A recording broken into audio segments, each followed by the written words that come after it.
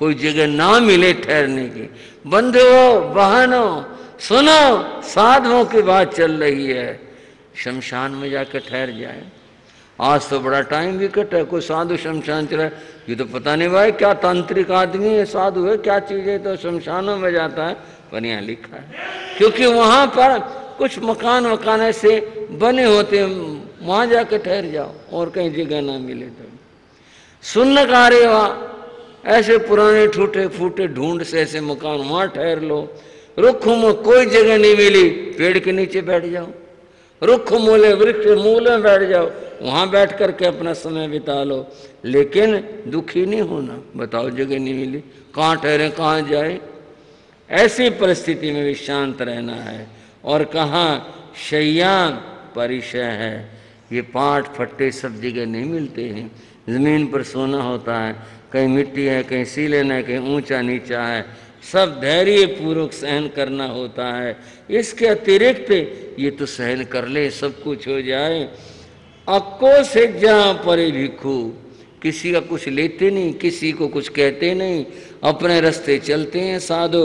और फिर भी कोई कुछ भी कह दे, गाली दे दे, कोई कुछ कर दे, तो कहा शांत रहो, किसी का उत्तर ना दो। क्यों भाई क्या बात है, क्या लिया तेरा, तू कैसे मारे को बोल रहा है, ये उत्तर हमने नहीं देना। ठीक है भाई, इसकी बुद्धि इसके पास, इसके समझ इसके पास, जो कुछ है यह है, शांत भाव से रहे। और सूचाणंग फरुसा भाषा, सुनो क्या बात कही है। ऐसे ऐसे शब्द लोग कह देते हैं, दारुणा काम गाम कंठ गा, जैसे कान में कील ठोकते, ऐसे ऐसे कड़वे शब्द कह देते हैं लोग। तो भी संभाव से सहन कर ले, उत्तर नहीं दे उन बातों के, कुछ कहना नहीं।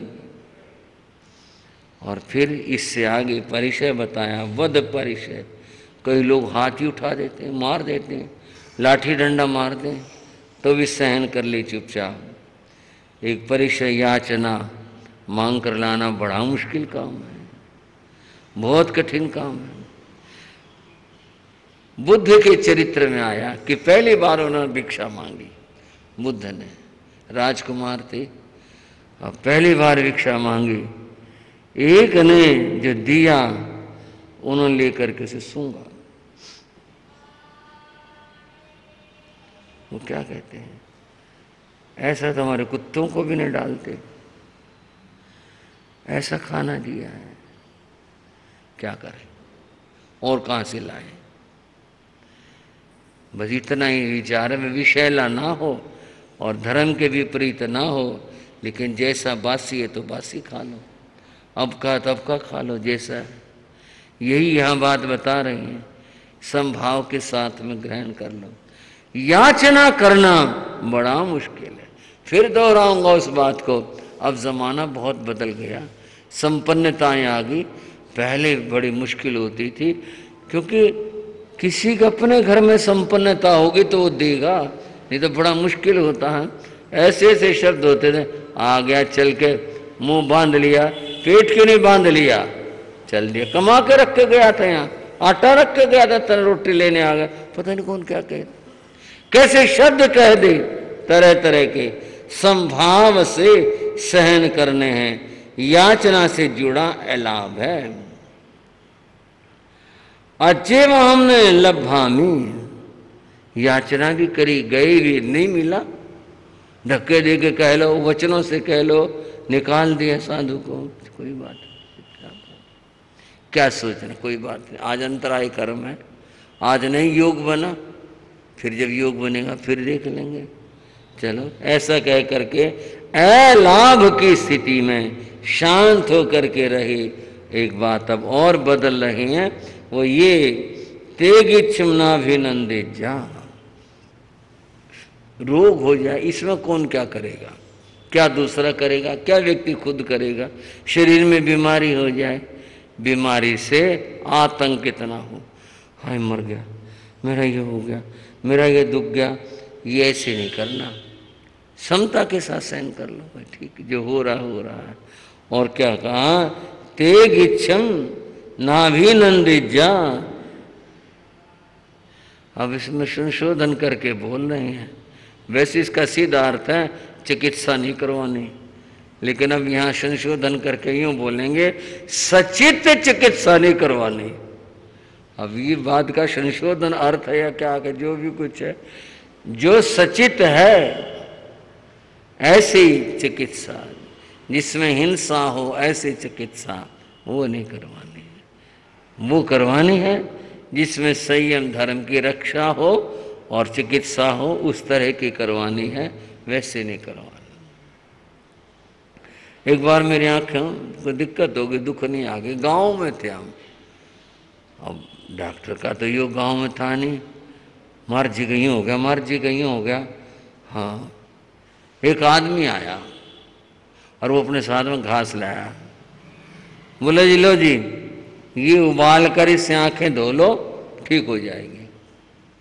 माँ भाई घास को तो उबालवाना नहीं, उबलवाना किसी चीज को भी नहीं, घास वैसे लेने। अरे इसमें क्या बात हो रही है, लाओ हम उबाल देते हैं, ये से कर लो। मगर नहीं भाई नहीं, ऐसे नहीं करना। जो सचित चिकित्सा है वो नहीं करवानी।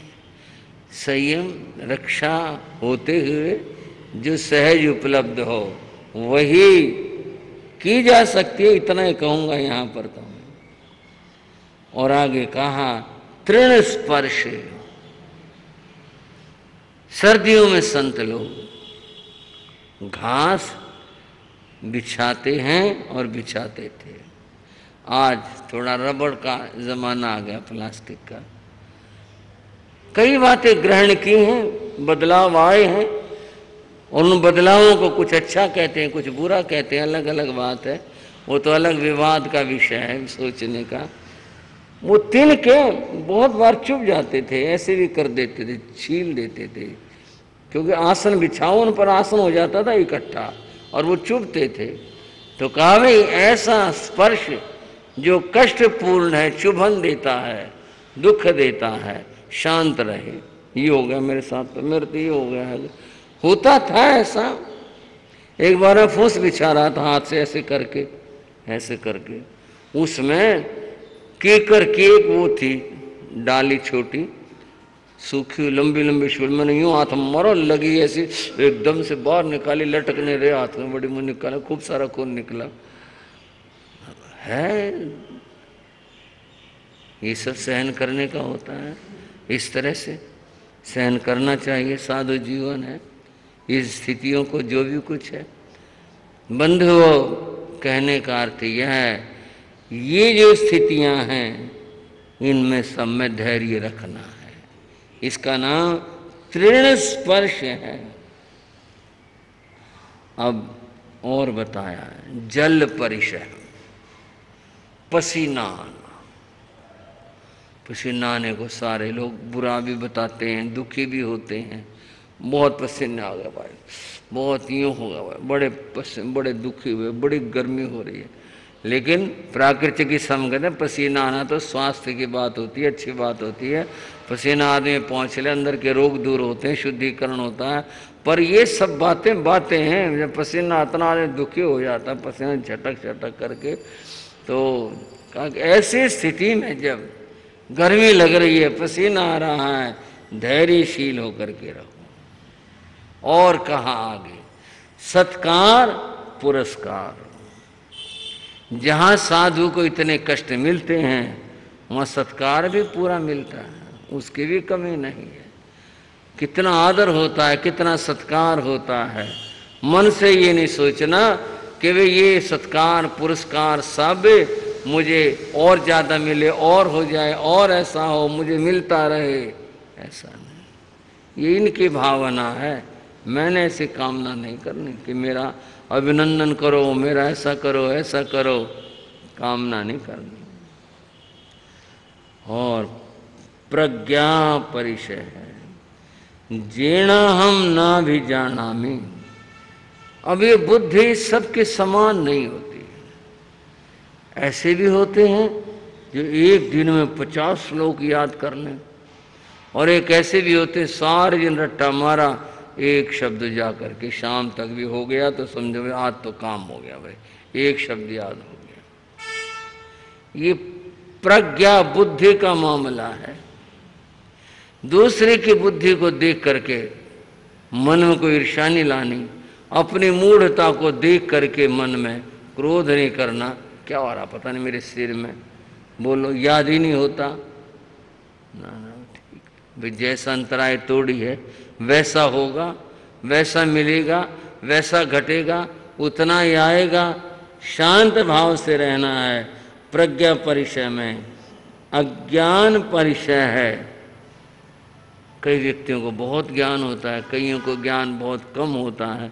अपने अज्ञान के ऊपर राग द्वेष करके और मन का दुखी करना, ऐसा नहीं है। और है अंतिम दर्शन परिचय। क्या नाम लिया? दर्शन परिचय है। श्रद्धा हर परिस्थिति में मजबूत रही। अनुकूलता प्रतिकूलता कितनी बातें आई, लेकिन अपनी श्रद्धा। यत्तानि परमंगाणी दुर्लहानि य जंतुनो मानो सत्यम सोई श्रद्धा संयममी ये वीरियम। मनुष्य का जन्म पाना दुर्लभ है और धर्म का सुनना दुर्लभ है, उसके ऊपर श्रद्धा का होना दुर्लभ है और संयम का आचरण करना ये दुर्लभ। ये चार बातें दुर्लभ हैं। इस अध्याय में बहुत सारी बातें बताई। क्या क्या बात बताई? एक बात बताई पुनर्जन्म की।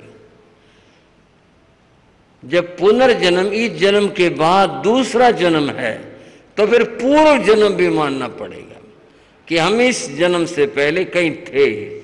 क्या थे हमें नहीं पता, पर थे कहीं पर। वहां हमने कर्म किए, तुम यहां पर आए। यहां हम जो कर्म करेंगे उसके अनुसार आगे हम जाएंगे। तो पहली बात, ये जीव कर्मानुसार स्थान बदलता रहता है।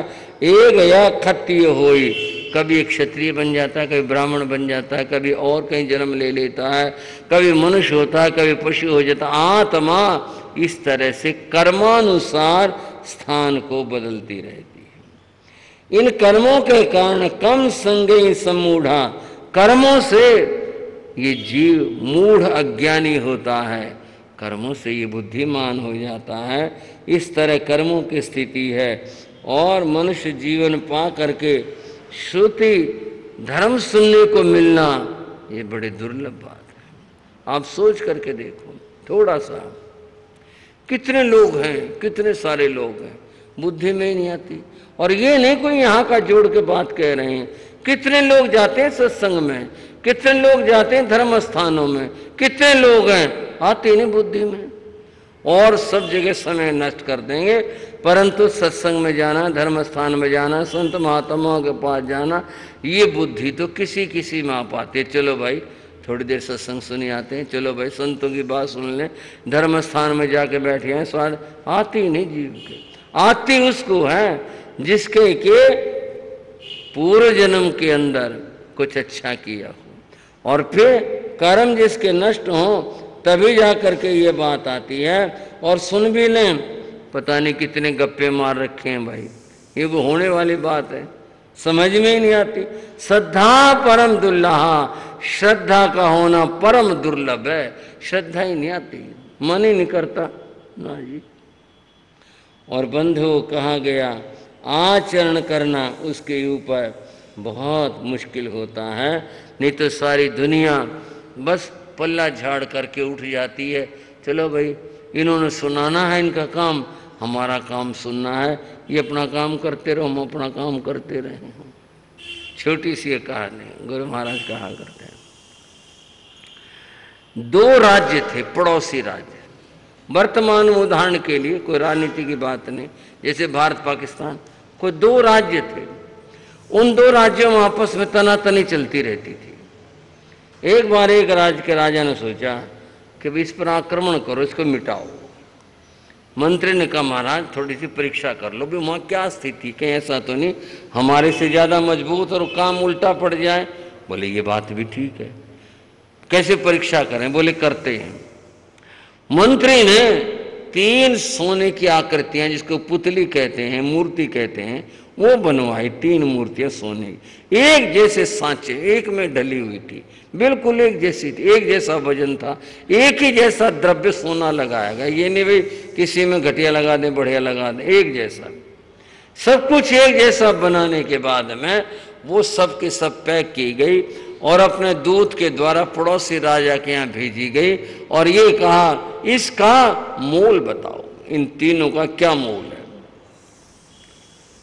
वहां गया, पैकेट खोला गया, वहां के मंत्री ने कहा महाराज कोई बात है इसमें, तो वहां नहीं है क्या मोल बताने वाले उनके राज्य में, ये तो परीक्षा है। कोई बुलाया सोने के काम करने वालों को, उन्होंने देखा, बोला जी तोला, बोले जी वजन बराबर है, सोना भी शुद्ध है, कीमत एक जैसी है, जो मोल इसका वही इसका। मंत्री ने कहा नहीं, ये नहीं हो सकता, कोई और बात है। खूब चर्चा में चली, आखिर एक व्यक्ति आता जो परीक्षक था, उसने तीनों को देखा, जांचा तो ठीक है। उसने अंत में काम किया, एक उसने तार लिया, सोने का चांदी का कुछ एक तार लिया और एक मूर्ति के कान में डाला कि देखिए छेद आर पार है, क्या चीज है। वो छेद आर पार था, इधर डाला और उधर निकल गया। बोले छेद तो आर पार है। दूसरे का देखें, उसके कान में डाला, उसके मुंह से बाहर आया, वो सीधा नहीं गया, तार मुड़ गया और मुंह से बाहर आया। बोले फर्क हो गया, वजन सोना तो ठीक थे पर इसमें अंदर में फर्क है। तीसरी के डाला, न कान से निकला न मुंह से निकला, बल्कि उसके पेट में जाके अटक गया। बहुत चलाया, चला ही नहीं आगे। अब उसने कॉपी उठाई और उसने उनका मोल लिखा। बोले जिसके कान में इधर से उधर तार निकला है, बोले इसका मोल इतना ही है जितना इसमें लगा सोना है, बस और नहीं।